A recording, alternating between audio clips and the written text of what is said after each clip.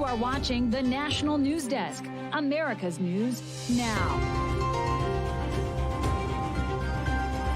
We have no evidence at this time that the reported drone sightings pose a national security or a public safety threat.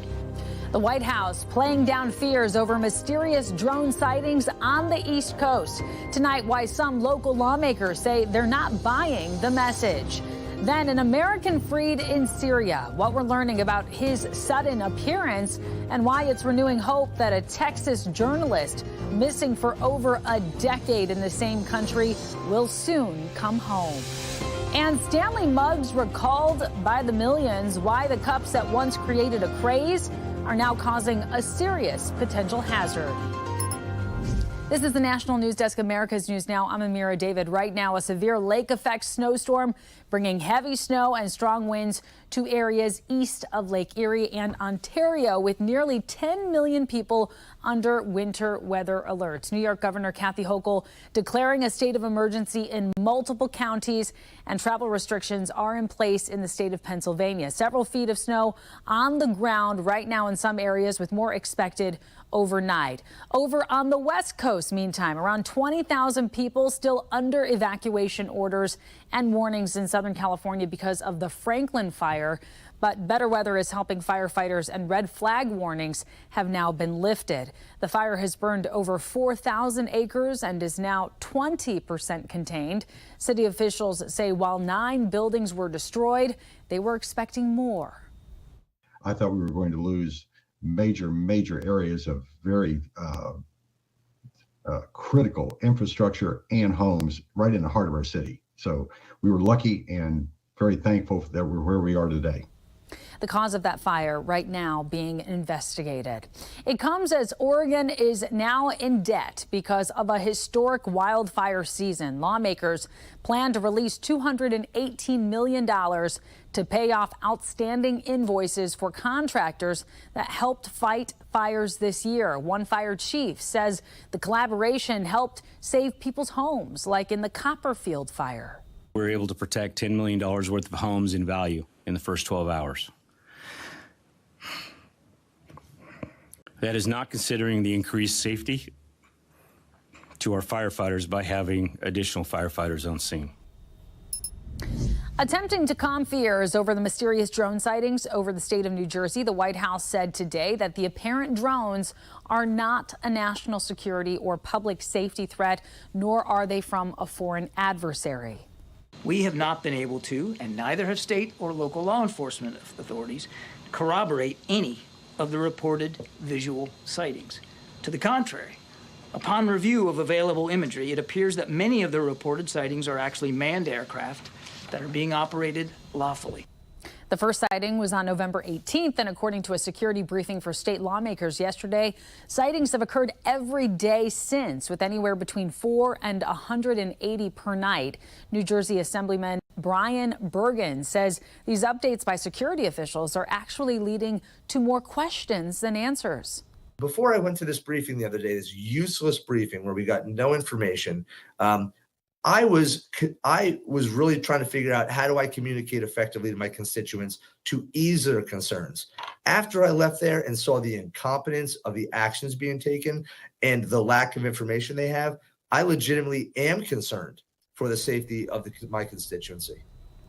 Now, on the other side of the country, we're giving you a live look over the Golden Gate Bridge in San Francisco, where we are learning a Chinese national was arrested on Tuesday of suspicion of flying a drone over the Vandenberg Space Force Base. The Department of Justice says he's a legal permanent U.S. resident who lives in Los Angeles. He was taken into custody at the San Francisco airport before boarding a plane to China. He remains in custody and will be arraigned in Los Angeles in the coming weeks. And a Manhattan grand jury just got its first look at evidence as New York prosecutors seek to formally indict Luigi Mangione in the murder of United Healthcare CEO Brian Thompson. The NYPD says they can tie Mangione's fingerprints to the crime scene and have the gun used in that actual crime to kill Thompson last week. Mangione is currently being held in a Pennsylvania jail after being arrested on gun possession charges, and he is fighting his extradition to New York. It comes as authorities look to find who was behind a disturbing message seen by motorists in Seattle, Washington, a portable electronic road sign, and you can see it there. It reads, "One less CEO, many more to go." And we don't know who was responsible for programming the sign or which agency actually operates it. The message was up for about an hour before it was taken offline. President-elect Donald Trump, he has been named Time Magazine's Person of the Year. The ego boost coming just as we learn his inaugural fund has received a sizable donation from a company once thought to hold a grudge against him. National correspondent Atrel Nashar reports from Washington.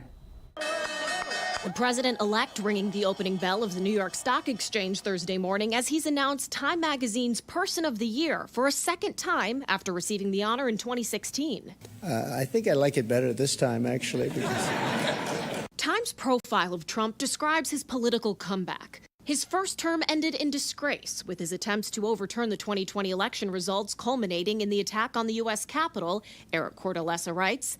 And 4 years later, Trump harnessed deep national discontent about the economy, immigration, and cultural issues. His grievances resonated with suburban moms and retirees, Latino and Black men, young voters, and tech edgelords. Speaking of tech, for a prime example of how Trump went from pariah to powerful, look to Meta. The company confirms it made $1 million contribution to Trump's inaugural fund. Thursday morning, Trump mentioned CEO Mark Zuckerberg. we have great people. Mark coming in. Zuckerberg? Well, Mark Zuckerberg's been over to see me, and I can tell you Elon is another, and Jeff Bezos is coming up next week, and I want to get ideas from them. It seems to be a complete reversal of what Trump and Zuckerberg's relationship used to be. After January 6th, Trump faced a 2-year ban from Facebook and Instagram, now under the umbrella of Meta. In the years to follow, Trump went on tirades about Zuckerberg. He's a weirdo. Mark Zuckerberg came to the White House, kissed my kissed Accusing him of plotting against him in 2020. In August of this year, Zuckerberg told the Republican-led House Judiciary Committee Meta regrets not being more outspoken about pressure from the Biden administration to remove COVID-19 content during the pandemic and demote a New York Post story about Hunter Biden. Zuckerberg also told the committee he wouldn't make contributions during the 2020 election cycle so as to not appear partisan. So now the company's $1 million contribution to Trump's inaugural fund signals a recognition of the incoming administration's ability to push policies directly impacting Meta's business model, from privacy law to liability protections. And Audra, some of Trump's recent nominees signal what might be coming as it relates to tech policy in the new administration. What have we seen so far? Well, we're really starting to see an anti-big tech coalition form in Trump's cabinet nominees. A big one is a man named Brendan Carr for the chairman of the Federal Communications Commission, or FCC. And he wrote an entire section on how the FCC should be run in the Project 2025 conservative policy guide that Trump's tried to distance himself from. In it, Carr's first policy proposal for, as he says, reining in big tech is eliminating a law that some viewers may have heard of known as Section 230. That protects platforms from lawsuits when they moderate content. All right, we're going to see what happens on this. Atrel Nashar, thank you so much for that report out of Washington, D.C. Trump is also inviting President Xi Jinping to his inauguration next month, but the Chinese president has said he will not be attending. CBS News says inauguration officials are planning for other foreign dignitaries to attend. I was even thinking about inviting certain people to the inauguration, and some people said, wow, that's a little risky, isn't it? And I said, maybe it is. We'll see. We'll see what happens. But we like to take little chances. Trump has threatened another round of tariffs on China, and he's packing his cabinet and inner circle with sharp critics of Beijing. New York City Mayor Eric Adams met with incoming border czar Tom Homan in New York today, the two discussing whether or not deportation centers will be coming to New York. Mayor Adams says he would like more power to change New York's sanctuary city laws. Meanwhile, in Baltimore, Police Commissioner Richard Worley says his officers will not work with ICE agents as ICE themselves issue a warning that the city is not ready for what's coming. Mayor's made that pretty clear that we're going to continue as we are now. We're not going to notify. So we're starting to see a trend where some of these, South American street gangs like Tren de la Agua are starting to come into the city of Baltimore, which is new for the city police department. The city of Louisville has reached a police reform agreement with the DOJ nearly 5 years after the deadly police shooting of Breonna Taylor. A federal investigation found Louisville police have a history of discriminating against black people. The mayor said the agreement is historic and major improvements have already been made. Once a judge approves a deal, the federal officer will keep track of the progress. And a live look now over Washington, D.C., where today President Biden issued the largest single-day act of clemency in modern history. He is commuting the sentences of roughly 1,500 people who were released from prison and placed on home confinement during the coronavirus pandemic to stop the spread. He's also pardoning 39 Americans convicted of nonviolent crimes. The White House says they have since turned their lives around. America was founded on the premise of second chances. For far too long, our criminal justice system has closed doors of opportunity for too many people who should have the chance to once again participate in daily life and contribute to their communities. Coming up, reining in inflation, the new data point igniting some skepticism to the idea that the worst is behind us. Then the steps now being taken to make experimenting on animals a thing of the past. And later, a ceasefire negotiation on truce in Gaza underway right now. With conditions changing, could a major breakthrough be on the horizon? A top U.S. official weighs in.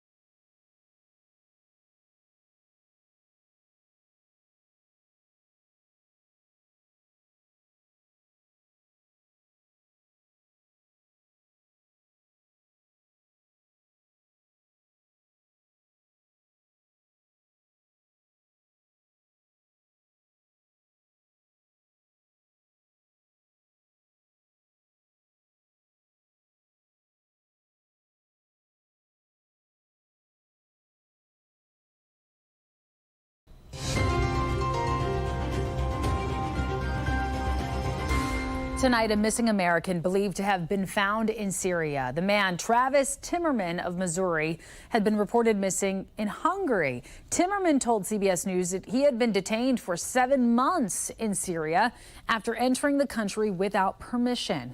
He says he was released on Monday when 2 men armed with AK-47s broke down his cell door. Rebel groups are now freeing what they call political prisoners across the country. Secretary of State Antony Blinken spoke about the efforts now underway. I can't give you any details on exactly what's going to happen, except to say that we're working to bring him home, to bring him out of Syria and to bring him home. The release coming just days after the regime of President Bashar al-Assad collapsed following a series of offensives in a decade-long civil war. With Assad overthrown by rebel forces, renewed hope tonight for another missing American in Syria. The U.S. now upping its search for Austin Tice. That's a journalist that has not been seen since he began reporting in the country over a decade ago. Before Assad's ouster, Tice's family says they received information from the government that their son was not only alive, but well cared for. However, it is unclear right now who's holding him captive.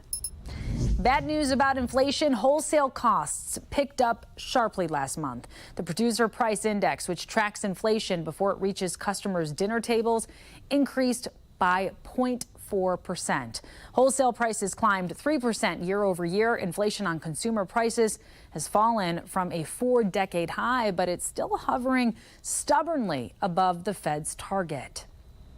A typical household could soon save $225 if a new rule goes into effect. Today, the Consumer Financial Protection Bureau finalized a rule that would greatly reduce overdraft fees. Those are the fees that happen when people withdraw more money than they have from their checking accounts. The new rule would cap fees at $5, down from the $35 it's at now, and that would take effect next October, though challenges are expected to happen in the Trump administration. 2.6 million Stanley Cups now being recalled because of a burn risk. The tops of the Stanley Switchback and Trigger Action stainless steel travel mugs can get loose. This has caused at least 38 people to injure themselves. Major sellers of the mugs were Amazon, Walmart, Dick's Sporting Goods, and Target. Customers can get replacement tops from the company. Nicotine levels in tobacco products could soon be limited. The FDA is working to advance a proposal right now for regulations it says would help make cigarettes less addictive and prompt more people to quit smoking. The agency has been considering a move like this since at least 2018. The CDC says smoking is the leading cause of preventable death, disability, and disease. We do have reporters all across the country in your neighborhoods covering the issues that matter most to you. We're taking the pulse of America, and we begin in Washington, D.C., where the government is taking steps to end experimentation on animals.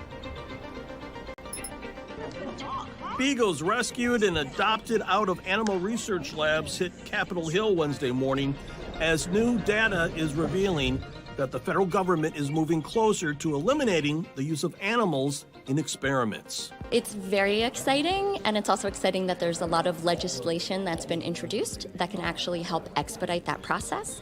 A letter arriving at the U.S. Government Accountability Office penned by U.S. Congresswoman Dina Titus and U.S. Congresswoman Nicole Maliotakis asks the GAO to review all policies related to taxpayer-funded research on dogs and cats.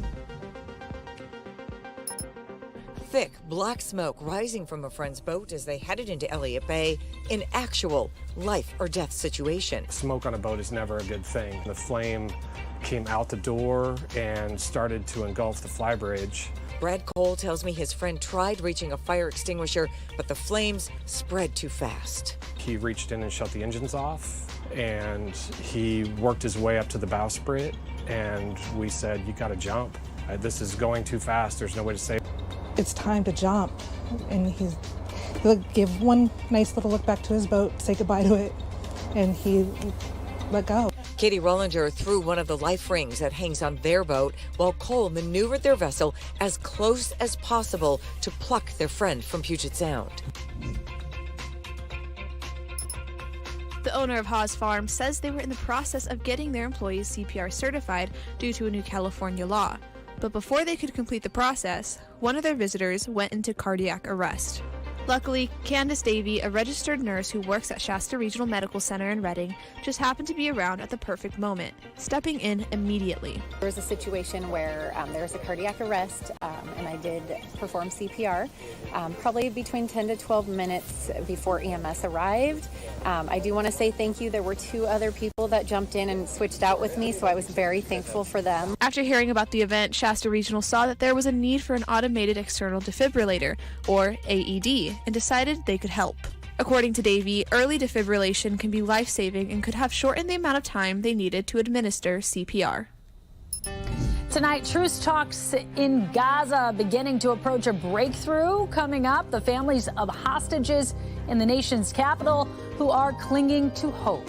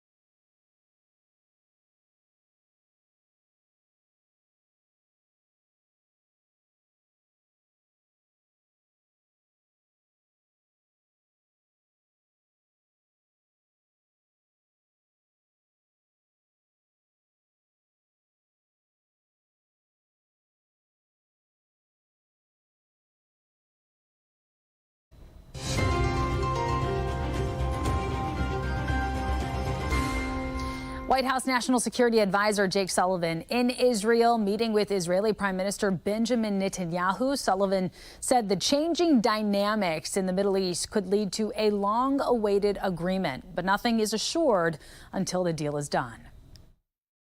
I got the sense today from the Prime Minister he's ready to do a deal. And when I go to Doha and Cairo, my goal will be to put us in a position to be able to close this deal this month, not later. Now, we've been close before and haven't gotten there, so I can't make any promises or predictions to you. The Wall Street Journal reporting that Hamas is now willing to let Israeli forces stay in Gaza temporarily during a 60-day ceasefire. And the militant group would also give a list of hostages its members would release in exchange. Israel would set free Palestinian prisoners and allow more humanitarian aid into Gaza. Here in D.C., families of the hostages still being held by Hamas met with lawmakers on Capitol Hill this week to remind them that the only way to see their loved ones is to get a deal in place. The National News Desk's Emma Withrow heard their stories of desperation after more than 400 days of war.